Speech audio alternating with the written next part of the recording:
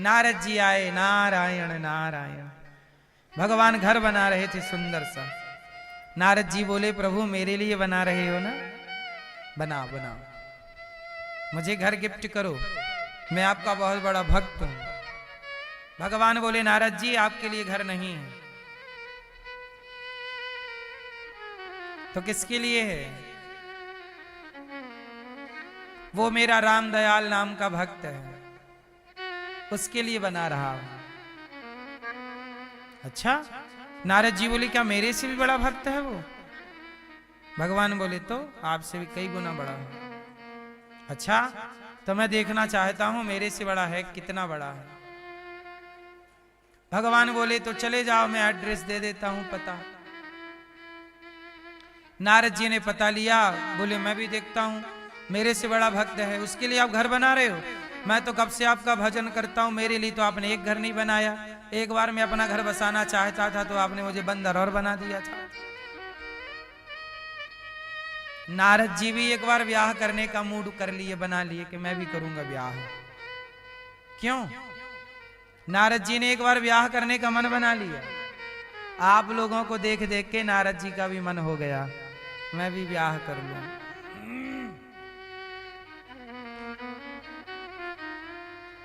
इसलिए साधु संत लोग स्त्रियों से थोड़ी सी दूरी बनाए रखते हैं।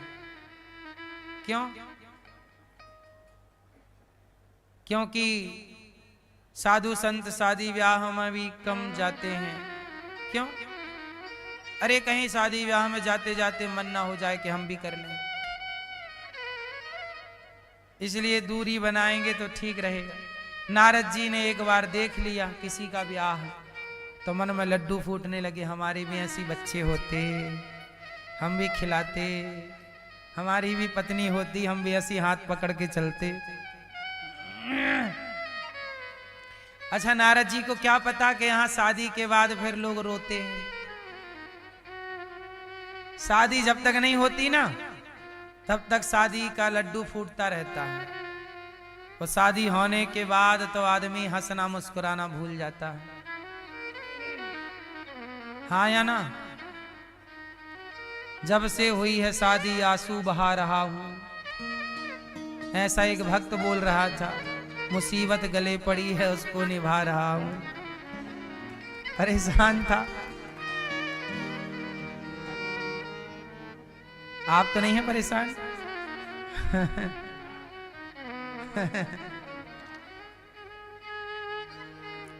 मैया सुनो, अच्छा शादी के बाद ना स्त्रियां कम परेशान होती हैं। कौन ज्यादा परेशान होता है? पुरुष कि स्त्रियां भी होती हैं? होती हैं। क्या परेशानी जाती है बताओ, क्या परेशानी जाती है मैया? हैं भाई,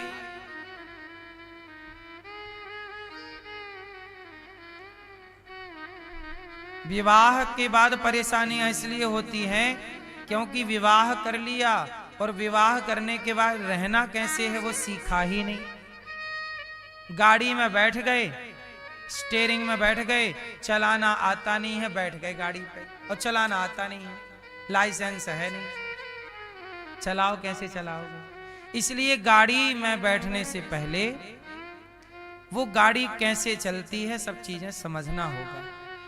गृहस्थी कैसे चलती है, सत्संग करो, शास्त्रों में लिखा हुआ है कि गृहस्थ को क्या करना चाहिए, किन किन बातों का ख्याल रखना चाहिए, किन बातों से गृहस्थी अच्छी होती है, किन बातों से गृहस्थी बिगड़ती है।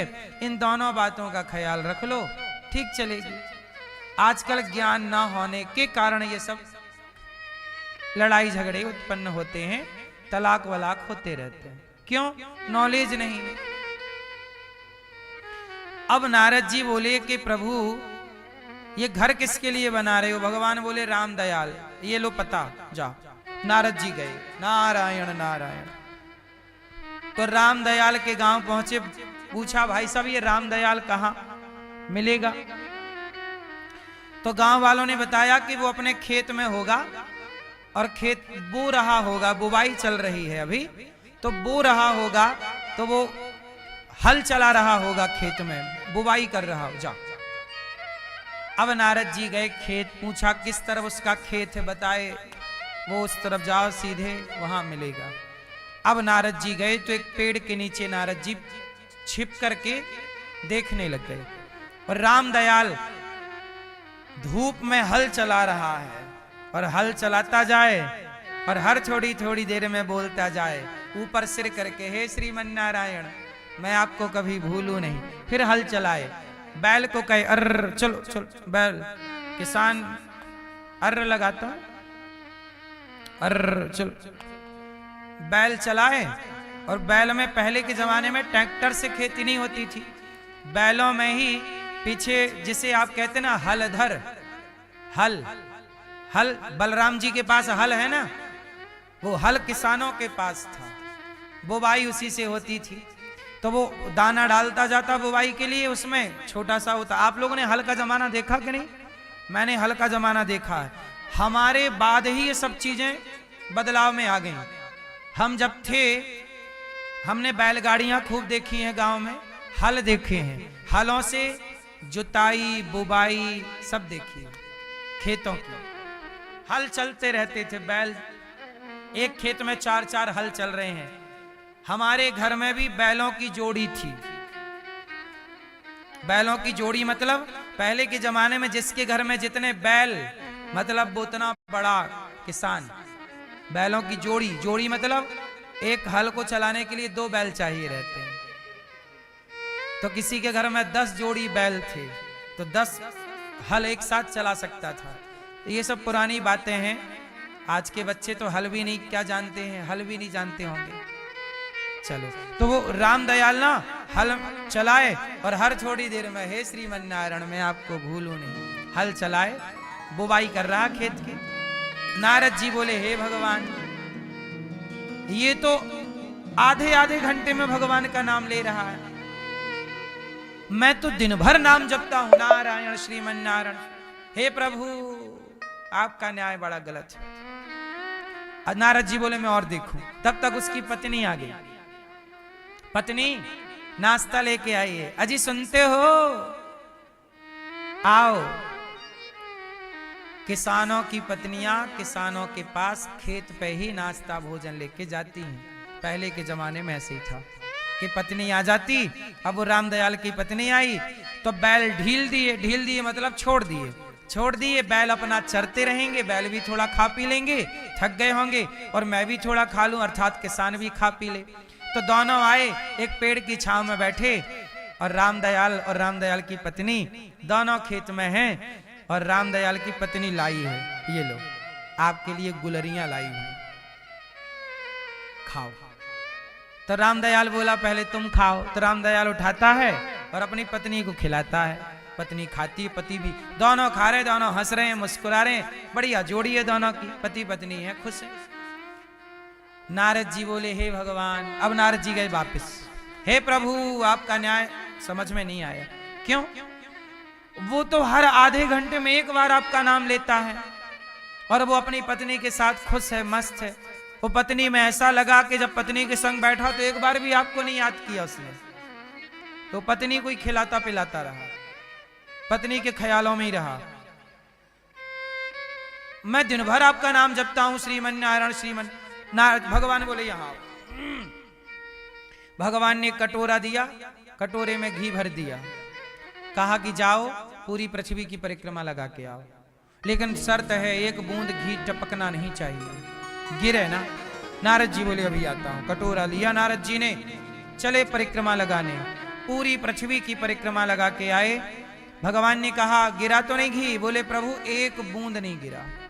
भगवान बोले ये बताओ कि अब आप ये बताओ कि परिक्रमा लगाते हुए आपने मुझे कितनी बार याद किया? नारद जी बोले प्रभु पूरा ध्यान कटोरे में था और घी में था, आपको भूल गया मैं। भगवान बोले कि आपने पहली बार काम किया है और पहली बार काम किया और मुझे भूल गए। लेकिन वो किसान रामदयाल वो रोज काम करता है पर काम करते हुए भी मुझे याद रखता है, इसलिए वो बड़ा भक्त है। वो गृहस्थी है। तुम्हारे पास तो कोई काम ही नहीं है, दिन भर नारायण नारायण जपो, लेकिन उसके पास तो काम है, वो गृहस्थ है। वो गृहस्थ के 1000 काम होते हैं, 1000 झंझटें होती हैं, 1000 संकट होते हैं, 1000 मुसीबत होती है। और जो 1000 संकट मुसीबत में रह के भी जो भगवान को याद रखता है वो सबसे बड़ा भक्त है।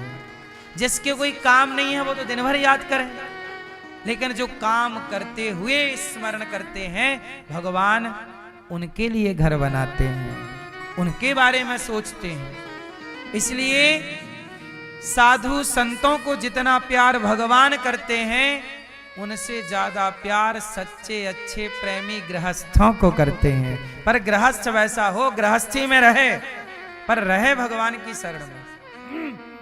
हम नहीं कहते कि तुम बार बार याद करो, नहीं, हर आधे घंटे में भी यदि तुमने अभ्यास कर लिया, भोजन खाओ भगवान को याद, पानी पियो भगवान, कुछ भी याद थोड़ी थोड़ी देर में करते रहो। हे नाथ मैं आपको भूलूं नहीं, और ये मान लो कि मेरा नहीं है, सब भगवान का। ये भक्ति की धारा है। गृहस्थ 2 तरह के होते हैं, एक गृहस्थ और एक सदगृहस्थ। सदगृहस्थ कौन है? जो गृहस्थ हैं, बच्चे पैदा कर रहे हैं, कमा रहे हैं, ये तो गृहस्थ ठीक है। लेकिन सदगृहस्थ कौन है? जो गृहस्थ में तो हैं, पर जिनके द्वार से कभी अतिथि भूखा ना जाए, जो गृहस्थ के सारे कर्तव्य पूरे करें। जिन घरों में गृहस्थी के कर्तव्य पूरे होते हैं, उन गृहस्थों के घर ही भगवान प्रकट होते हैं। दशरथ जी गृहस्थ हैं, और दशरथ जी के यहां भगवान आए कि नहीं? वसुदेव जी गृहस्थ हैं, भगवान आए कि नहीं? क्योंकि ये सदगृहस्थ हैं, ये गृहस्थ में रहते हैं पर झूठ नहीं बोलते। दशरथ जी के बारे में क्या लिखा है? प्राण जाए पर, मतलब सत्यवादी हैं दशरथ जी। वसुदेव जी कौन है? सत्यवादी। वसुदेव जी के बारे में लिखा है कि वसुदेव जी कभी भी असत्य भाषण नहीं करते, असत्य बात नहीं कहते। इसलिए सत्यवादी गृहस्थ के घर में, धर्मात्मा गृहस्थ के घर में भगवान प्रकट होते हैं। इसलिए आप भी सदगृहस्थ बनिए, अच्छे गृहस्थ बनिए। पति पत्नी दोनों में समर्पण हो, बच्चों में संस्कार हो, और आप सबका समर्पण भगवान में हो, बस इतनी सी बात है।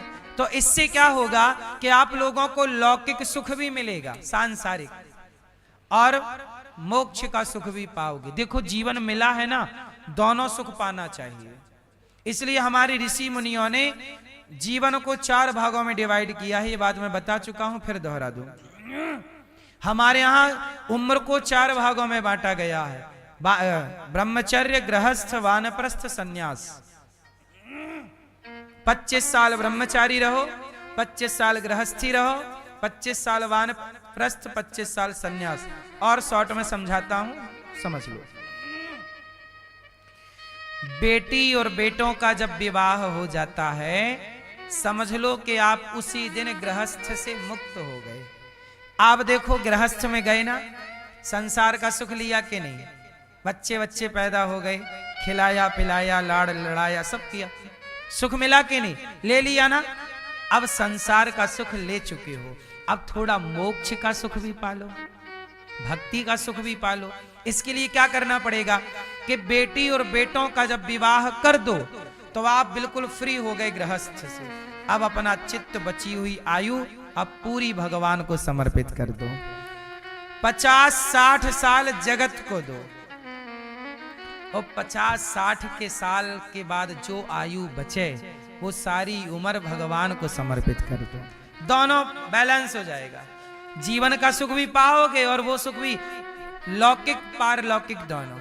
अब आप लोग क्या है, एक सुख पाते हो संसार का, सांसारिक सुख। मेरा बेटा, मेरा पोता, मेरी पोती, मेरा परिवार, इसी में लगे लगे हो गए टैं। ये कोई जीवन है? एक तो पाया, दूसरा कौन पाएगा? दूसरे का भी मजा ले लेते ना भाई साहब, जब आए थे तो। अब दोबारा पता नहीं कब आओगे आप मनुष्य बन के, 84 के चक्कर में भटकते रहोगे। कब तुम्हें ये मानव तन मिलेगा, कब ऐसा सत्संग मिलेगा, कब ऐसी बुद्धि मिलेगी? अब इसके बाद तुम्हें छोड़ी, फिर 84 के बाद बड़े भाग्य मानुष तन पावा, सुर दुर्लभ सदग्रंथ निगावा, दुर्लभो मानसो देहो देहि नाम क्षण भंगुरा। ये मानव शरीर बड़ा दुर्लभ है। सच बताओ, ये जाने के बाद मुझे फिर कब मिलेगा, कौन बता सकता है? कोई गारंटी देगा कि मैं अगले बार भी मनुष्य बनूंगा? कौन गारंटी देगा कि मुझे अगली बार भी वृंदावन मिलेगा? पता नहीं प्रभु कहां भेजें। वैसे वृंदावन में है तो धाम में ही प्रभु के जाएंगे, और भेजेंगे तो फिर भेज देंगे यहाँ। लेकिन जानता कोई नहीं है, अपने से कोई कुछ भी कह दे। क्यों? इसलिए आज मिला है तो उसका लाभ ले लो। शरीर मिला है, ये हाथ मुझे मिले हैं ना, अगली बार पता नहीं, बिना हाथों का भी तो आ सकता हूं। अगली बार, इस बार पांव मिले हैं, पता नहीं पांव मिले ना मिले। इसलिए हाथ मिले, सेवा कर लो, खिला पिला दो, दान पुण्य कर लो। आंख मिली है, दर्शन कर लो, जीवन को जी लो, बिंदास गृहस्थ का मजा लो, फिर भगवान के चिंतन का भी मजा लेना। दोनों बैलेंस। तराजू में कितने पलड़े होते हैं? 2 पलड़ा है, 2 पहलू होते हैं हर चीज के। होता कि नहीं? सिक्के के कितने पहलू हैं? इस वस्तु के भी 2 हैं, 1 2, बस यही है। जीवन में दोनों चीजों का आनंद होना चाहिए, गृहस्थ का भी लो, और ये तब बनेगा जब आप समझदार होंगे। और टाइमिंग का खेल है पूरा। किसका खेल है? टाइमिंग। सही टाइम पर सब काम हो। 60 तक तो बिल्कुल जिम्मेदारियों से फ्री हो जाओ। और जिम्मेदारी क्या है? बेटा बेटी जिम्मेदारी है। बाकी तो फिर दौलत कमाने की तो फिर कोई इच्छाओं का ना अंत है और ना इसका कोई पार है। कमाते रहो, लगे रहो, पैसे पैसे पैसे पैसे करते मर जाओ उसी पैसे के चक्कर में। आज भगवान ने गोपियों को बुलाया। सारी गोपियां काम धाम छोड़ छोड़ के आईं, और भगवान ने सबको पुकारा।